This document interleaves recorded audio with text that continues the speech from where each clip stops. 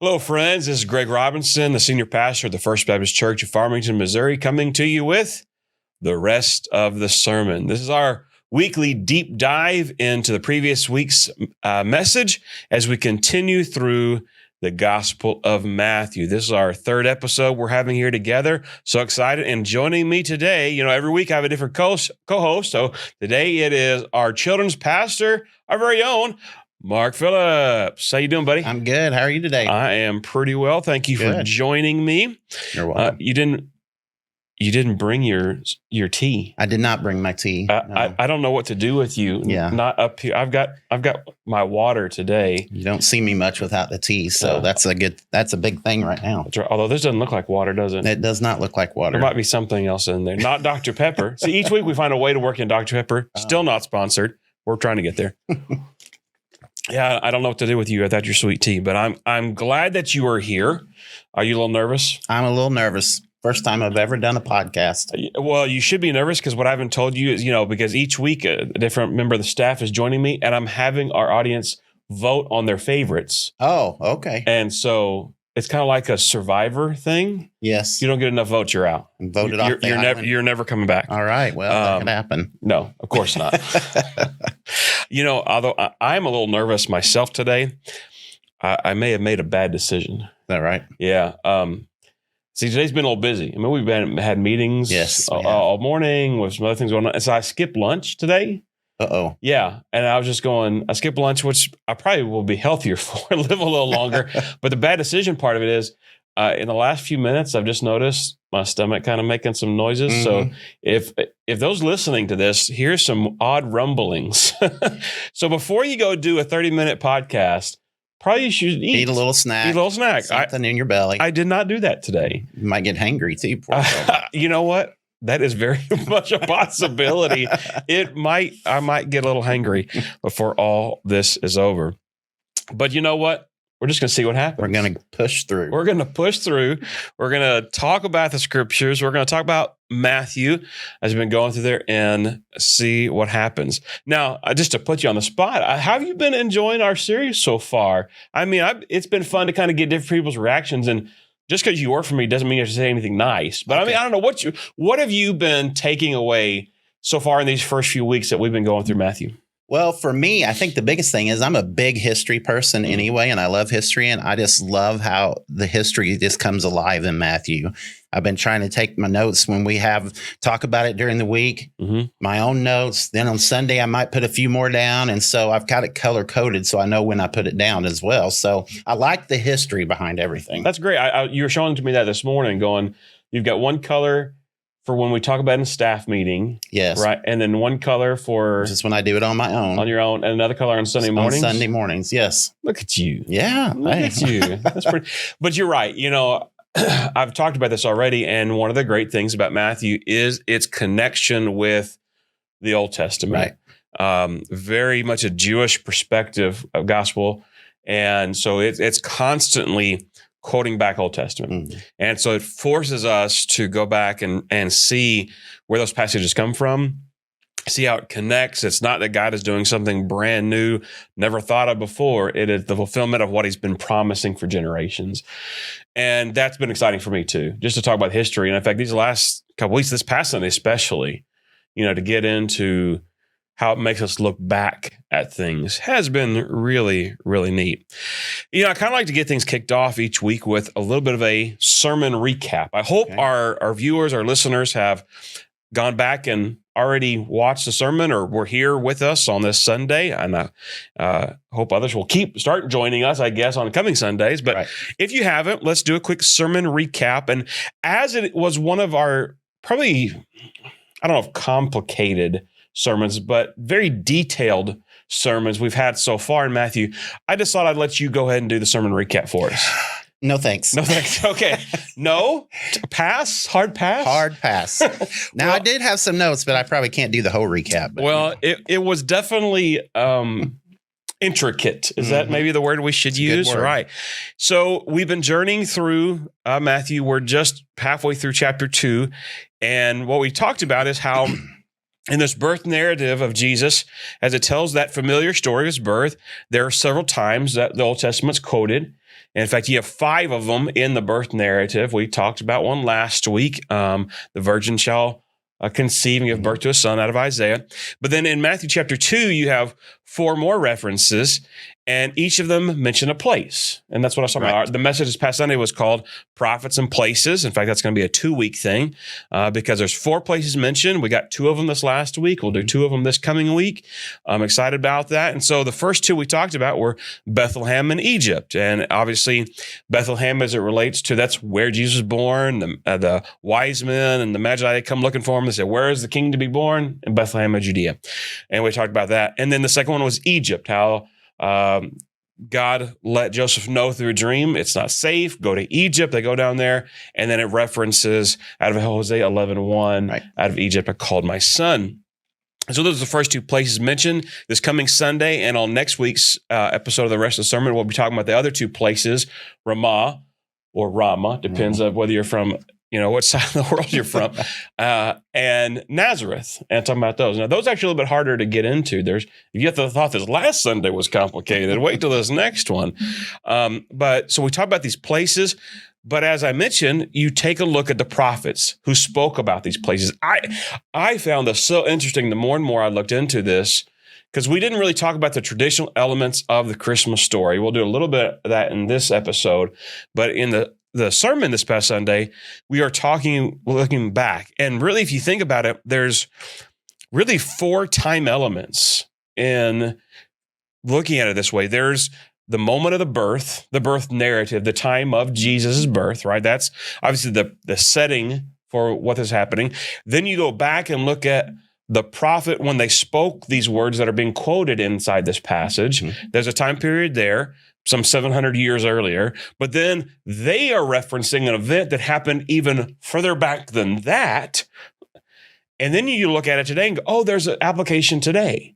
And so there's like today and then there and there. And I don't know. All the way back. All the way back. Yep. It's just so cool to see the connection there. And so just again, very fast, what did we talk about with Bethlehem?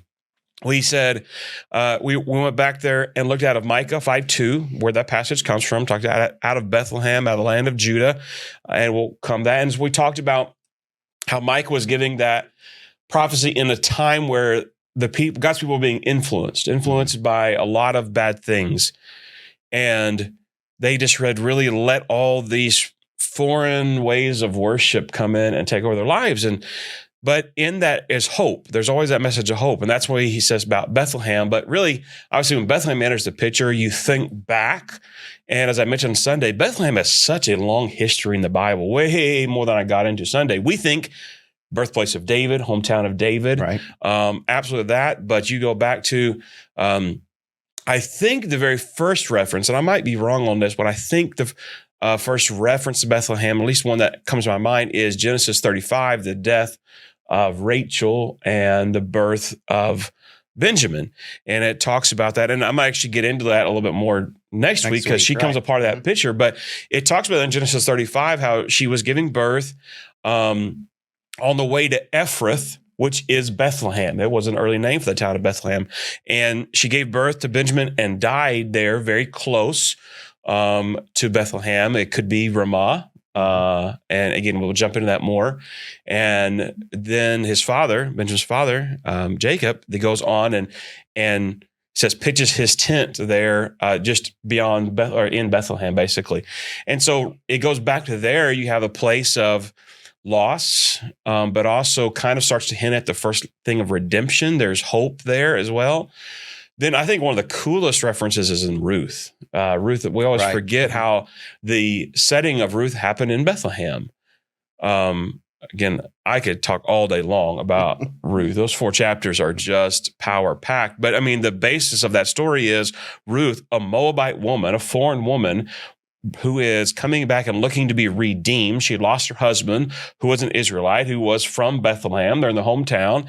Here comes Boaz, who was a kinsman redeemer, a close family relative of her husband that died, and she wants to be redeemed and comes, and there in that place, there in Bethlehem, she's redeemed. In fact, here's something really cool. I did not get to bring this out Sunday. This is the bonus content. This is why you should tune in to the rest of the sermon. Do you remember Pastor Mark Do you remember where in the story of Ruth that Ruth approached Boaz to be redeemed? Do you remember the place? Now that's a hard Bible question. I mean, I'm laying it on you right now. Do you remember?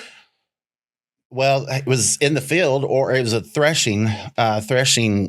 Mark, way to go, buddy. I didn't even give you that answer before we started. No, it's right there at the threshing floor. Thank you. That's the threshing floor. They were dealing with, it was the harvest, right? And they've been working on that all day long.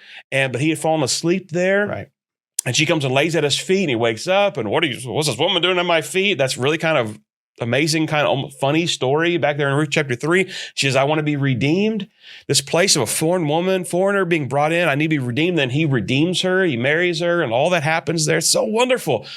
There's a couple of cool things that are about that. First of all, if you go back and look at the quotation of Micah 5:2 that we have there, it says Bethlehem Ephratah. Here in Matthew, it just says Bethlehem, but if you go back to the original passage, it says Bethlehem Ephratah. Ephratah, or Ephrat, means a fruitful place. It's usually the place of the winepress or the threshing floor. I always like to ask the trivia question, where was Jesus born? And I usually ask this to kids, and they say, Bethlehem. And I said, no, where in Bethlehem? Bethlehem Ephratah, at the fruitful place. And there is a possibility. This is kind of one of these neat things if you start to dive deep. What was Boaz doing at the threshing floor at the time? He was sleeping. It has been suggested by some that threshing floors, because there are these kind of big areas, I've seen them, I've stood in them. In fact, I've stood in a place that some will claim is the threshing floor of Boaz. There are little cuts in the rock. You could actually sleep there. Some people have even called it an inn. That's debated. It is debated, right? It is. And so it's kind of one of these pictures like, could this be? And you don't know for sure, right? But it has this idea of Joseph and Mary traveling, go to a threshing floor, maybe to a place where people would kind of sleep, and it was full. That's a possibility. If they kind of went to that place, they'd come to the place where Ruth laid at the feet of Boaz to be redeemed. Possible. And no more room at the inn and all how that goes, right? But then he goes and is laid in the manger, which is something cool there, which here's another cool thing. The Talmud, which is the oral tradition of the Old Testament, the rabbinical teaching of the Old Testament written down for us, talks about that the sheep that were kept at Bethlehem, which is not only just a few miles from Jerusalem, there is evidence from that those were just ordinary sheep. Those were the sheep that were used in the sacrifices at the temple. In fact, some have postulated that David's line of shepherds were royal shepherds. That they actually raised the animals that were then used in the sacrifice of the temple. And it makes sense distance-wise. They were close enough by. And the fields that were there outside Jerusalem and Bethlehem.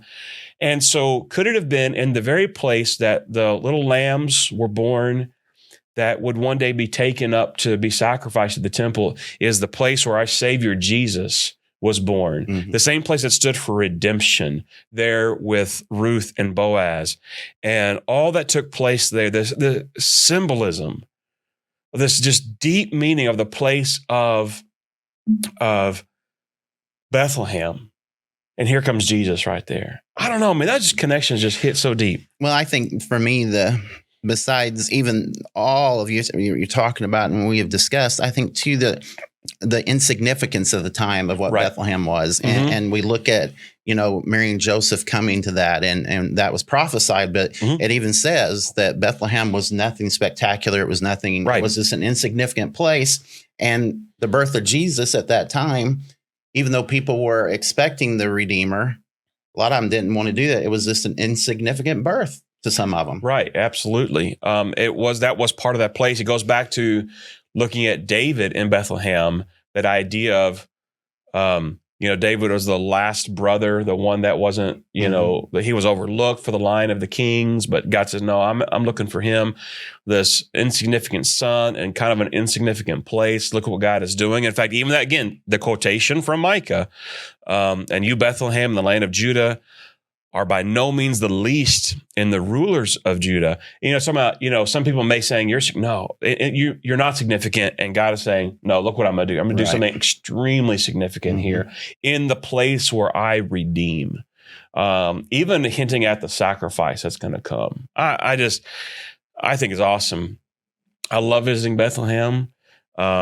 It's been there. I've stood in Bethlehem and seen shepherds actually bringing their sheep through. It's really incredible. Right. It's awesome what to see there. And so the mention of Bethlehem here in the story, I know a lot of people in these verses focus on the wise men coming in their gifts, and we're actually going to talk about them in just a few minutes, but I see it jumping out as the location, Bethlehem, Bethlehem, Bethlehem. And then the next one too, Egypt. That was the other part of the sermon. Right. I almost feel like I'm re-preaching the sermon, but I loved it so much I might as well do it again.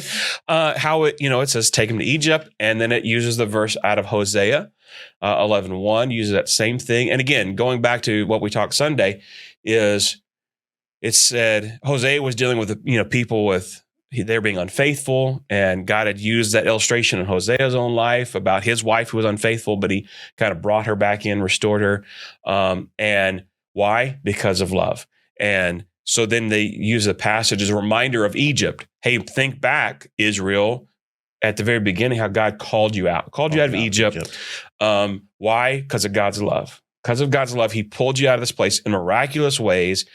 And so Hosea is giving the people a picture of God's love in the midst of their unfaithfulness. He's like, think back to what God has done. You're being unfaithful now, but he loves you just as much. And so when the Christ child, when Jesus was taken to Egypt for a time, which by the way, it was a common practice back then. Egypt is not far away from Israel. In fact, I've been on the border of Israel and Egypt, and you could have traveled down there easily. And so if they were down there, it wasn't just, let's go hide for a while. It was to bring forth that idea of being brought out of Egypt, just like the Exodus. And why? Because of God's love. Right. And what a great picture. So these connections here. I love the fact that when you talk about this, you can make it real to who we are, because some people, think that they have done way too many things that God can't love them, or they've done things that God will not bring them into the fold. And just this simple story, looking beyond the Christmas side of it, but looking beyond of all the insignificant things that are here that God brought out wonderful from it. And if God can do that for his people back then, he can certainly do it for us. Absolutely. Yeah, Mark, let's change course for just a little bit, because right now we just kind of been rehashing the sermon from Sunday, but again, it meant a lot to me. I hope it meant a lot to everybody else. But I did say that we had to skip over some sections that we wanted to hit this morning, and specifically being the wise men. I mean, that's a pretty familiar passage, and we talk about that all the time. And so I wanted to kind of get into that for just a few minutes.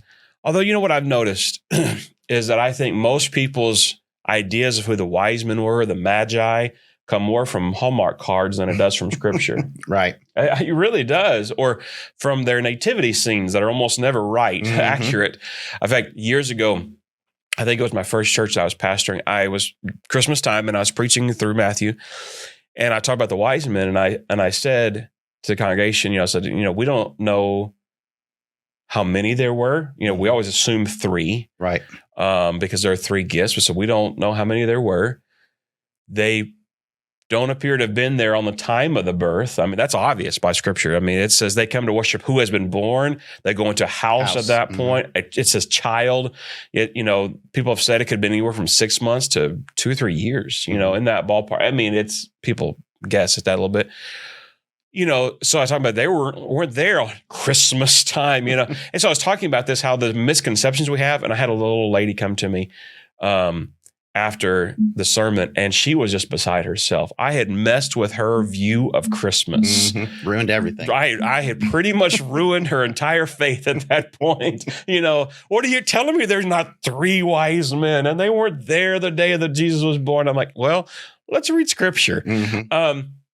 So this is one of these passages that I like, but it's also one we have to be careful with, because it's so easy to get into speculation about who these guys were, their backstory, all this stuff.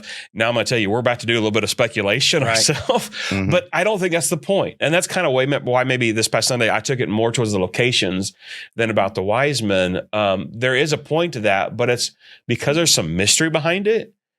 I think a lot of people run with that too far. Like the purpose of it is to try to find the identity of the wise men. And you probably heard this for us over the ages. They've been given names, right, and all these backstories of who they represent. In fact, at least I know at one point there was a priest, I think, who said that he had found their bones and were displayed in a church somewhere. And like, okay, I don't know how do you just know? Anyway, so we attribute it in some ways too much to them, but I think in another way, we have missed some of the greater significance of what they're there to do. So while we don't know their names, right? We don't even know how many. We don't know how long it took them to arrive. We can't say for sure what country they came from. A bunch of other things we don't know. I guess maybe a good place to start is, what do we know? What do you think what can we say we know about the wise men? What do you think? I mean, anything comes off? Well, one thing is, they were obviously studying the heavens. Right. That was something they did. And what made them come was the new star that had appeared, the new in the heavens, there was a light that had not been there before. And so they studied that, and they wanted to see where it was and what the origin was. I like to say we know that they were seekers, right? I mean, they were looking at the stars, at the signs. They were trying to figure, they were seekers. We know that for sure.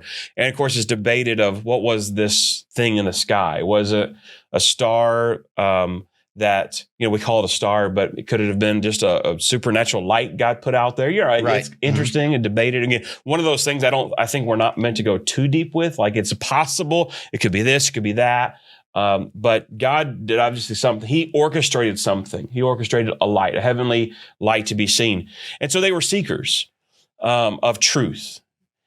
I think another thing we can say about them, and that they were seekers of the truth, but they were kingmakers. Now, when I say kingmakers, I don't mean that they were the ones who got to say were kings, but their purpose was about kingship. Notice when they come and say, who we're looking for who's been born king of the Jews. They are looking for a king. As they show up, their gifts represent kingship. Right. The gold, frankincense, and myrrh all kind of have some significance related to kingship behind them. I did look some of that up, by the way. You did. Tell us what you learned. The gold signified a king. That was one thing that signified that. The frankincense talked about the divinity of the Son of God. And then the myrrh, which I thought was really interesting, was an oil, but it talked about the mortality, but it also was used in burial. It was an embalming ointment used, and that's which has a lot of correct repercussions from Jesus' death, and the ladies that came to do that. Right. It's somewhat suggested that their gifts were meant for a king who would die. Right. But from God. And so yes, there are symbolic things behind there, but we can see these guys were coming there to worship a king.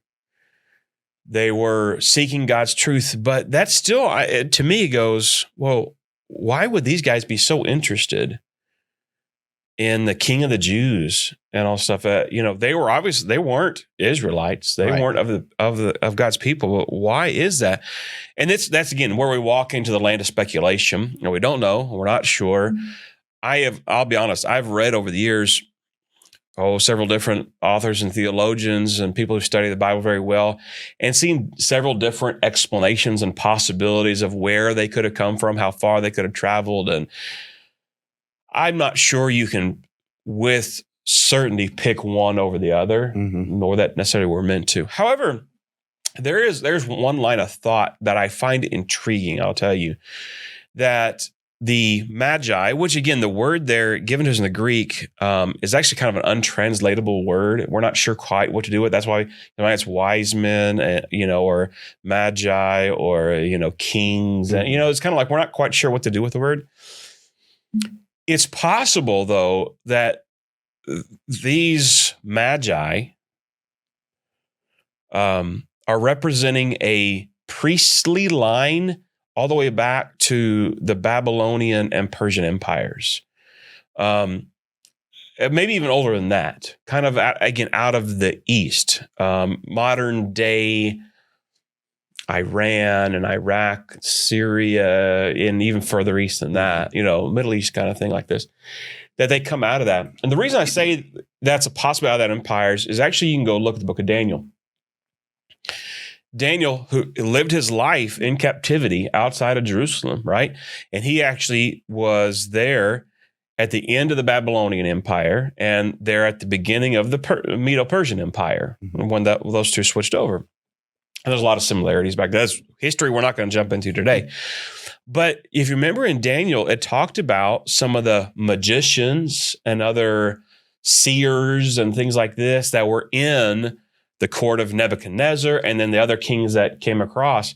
In fact, remember the issue in Daniel, they were trying to interpret dreams and they couldn't do it. And then they went and found Daniel, and Daniel could interpret the dreams, and all that happens in the book of Daniel. And Daniel, a Jewish man, a Hebrew, an Israelite, there is promoted to prominence there in foreign captivity and in the land of Babylon and the heart of the Persian Empire. And it's so interesting that we kind of get a view a little bit of what could have been the Magi. In fact, a close look will show that some of these magicians are potentially Magi, the language is similar, had the right to anoint the kings of those empires back then. You couldn't become king if you didn't have their okay.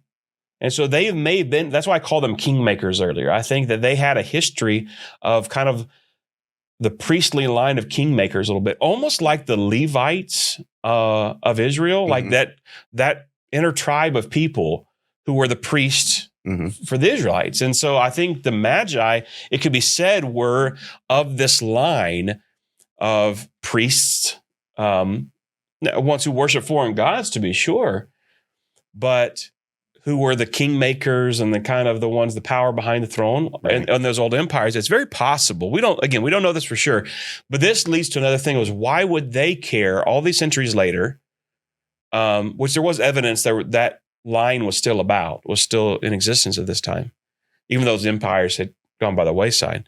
Why would they care about the king of the Jews? And here's one of these, could this be possibilities that in my mind, it just goes, wow. Daniel, what if Daniel, remember, he never wavered from his faith. And he was out there talking about the one true God of Israel. And you got to know, in his time there, was he preaching about not only what God had done, but what he was going to do? Of course. I mean, look at all the prophecy that comes out of Daniel. All these things. Could it be that Daniel laid a foundation of faith among those Magi who out there, we're going to keep an eye open for this God and what he's doing, this one God that gave Daniel power we know nothing of, and that he spoke about that's going to happen? And is it possible that there was a line of wise men, Magi, priestly kingmakers, who are kind of over the centuries continuing to watch about the things that Daniel and his fellow people had talked about? And then God does something. Then the light appears. Then the star shows up, and they're like, no, this is something serious. And that's why they travel. That's why they bring gifts. That's why they're to find the king. And what do they do when they get there? They worship him. They worship him. They recognize that this child is a king. And it's also, remember, it's not a king of their own land and their own peoples. Right. So it's already in the birth of Christ, you have this universal kingship being pointed to by people who probably have been watching, seeking for maybe centuries for the fulfillment of what was spoken through maybe Daniel or others. I don't know. Again, I want to be careful. I can't say that that's for sure who it was. You know, there are some things out there. When we speculate, I think we should be honest enough to say we speculate and it could be, we don't know for sure. But doesn't that just seem to fall in line with some of the way God works? Like he to allow Daniel to go through such hard things, but maybe it laid a foundation of faith in a foreign people that would then later come and point to the Christ. Just lasts for centuries. Absolutely. Just kept going and going. Absolutely. It comes going. So I think they were pretty wise men. You know, they made good decisions. Not like the ones we make sometimes, but I don't know. I just looking at it like this, it lets me step back. I step back from this picture. We sometimes focus on the manger scene, and as beautiful as that is, and we want to focus in on one little detail of the birth. For me, this just like zoom out and see this picture that God has been orchestrating. And I just go, wow. And I'm also realizing I've just got an ounce of that big picture. Right. What else is going to be revealed? What else are we going to see one day? Mm-hmm. And when we look back on God's master plan. And the thing for me too, talking about them coming from that foreign land, and they weren't concerned with Herod. I think they almost did it just because they were being respectful because he was the king. Right. But they were like, we don't care what you think. We're not really worried about you. We're just kind of giving you the saying that we're coming through looking, we're giving you that courtesy, but didn't really care about him too much. You can almost see that they were like, we're moving on. They knew Herod was a false king, right? In fact, he was given that authority by Rome. It was a very shaky ground. In fact, when it talks about Herod being afraid and trembling, actually, and all Jerusalem with him, is because he knew he was in trouble. And we're going to actually jump into that a little bit more next week as we talk about the just dastardly action that he took in the killing of the children in that time, and what does that lead to? And so we'll jump into a little bit more of Herod. But you're right; they're like, no, we're following the true king. God is doing something here, and we're going for that. It doesn't matter if some other power is calling you the king of the Jews. We're here to find and worship the real king. Right. And I think they're even pointing to not just the king of the Jews, but remember how it says in Scripture, to the Jew first and then to the Gentile. This is the king of the world. And so I think that even in that, there's so many references and allusions to Christ, even unto the Gentiles. Yeah. And so it's so neat. I don't know. I just continue to get blown away by this. And I guess the take home for me, I don't know about you, Mark, maybe you have a different thing of like how you apply this to your life. Is one, am I a seeker? Am I continually seeking God's truth and kind of where he is leading me, right? But am I knowing what God has done through the ages, his faithfulness? Is it just helping me be more obedient today? Am I worshiping Christ in my daily life and actions in reflection of God's faithfulness through the ages? It's just amazing to me. Well, and for me, I think it's just, we kind of covered too, is that when we look at it and you look at it from a different perspective, you look at it from a new view, you learn these things, you start to understand that we are insignificant in this, but God has called us to be that voice to tell other people. And he's called us to be that person who goes out there and says, have you really read? Have you really studied? Have you really? And that's where I think for me, I sometimes I feel, okay, did I do enough deep study into this? But this is something that's making me do that now, that when this next Christmas rolls around, guess what? I'm going to be sharing some of these things. These are things, even with the kids, I think the kids need to know. You need to get into some of these things. And so it's something that even this many years later, we're still exploring. We're still searching. We're still looking for that. I like how you put that. It says, even though we are insignificant, God has kind of said, no, you're not insignificant in my plan, right? Although I don't like you telling me that, because are you telling me I'm not as big of a deal as I think that I am? Well, you're a pretty big deal, though. I think that's what I've been told anyway. Or you've been told to say. Or I've seen a plaque on my desk. I'm kind of a big deal. Yeah. Well, the only way I'm a big deal is to God. Right. If it's up to me, it's insignificant, but God has made us significant in the love of Christ. And so that's just so awesome. Mark, you did a wonderful job today. Thank you. I just want to say you should not be voted off the island. Well, thanks. I appreciate that. I get another little stretch of time. I think at least a few weeks. At least a few weeks you're safe. All right. But no, I've enjoying seeing you studying through the Word too. It has been really fun so far to study through this as a staff, right? And preach it, talk about it again in the rest of the sermon, and just watch others kind of go, oh, wow. Just like you just said, like how next Christmas rolls around, you're like, how it's going to bring out some of those truths again. That's been really enjoyable. So, and I hope all of you are enjoying this too, whether you're watching this or listening to this. I hope that this has been, when I say enjoyable, I should say it's been a blessing. I hope it's been a blessing. Right. And so if it has, share this out with others, share that out. It's not about us getting likes or anything like that. It's just like, we would love to have other people get excited about God's word with us. That's really what we're about. So let us know. Give us your comments and questions. We'd love to hear from you as we continue to journey through Matthew. Right. So as always, thank you for joining us for the rest of the sermon.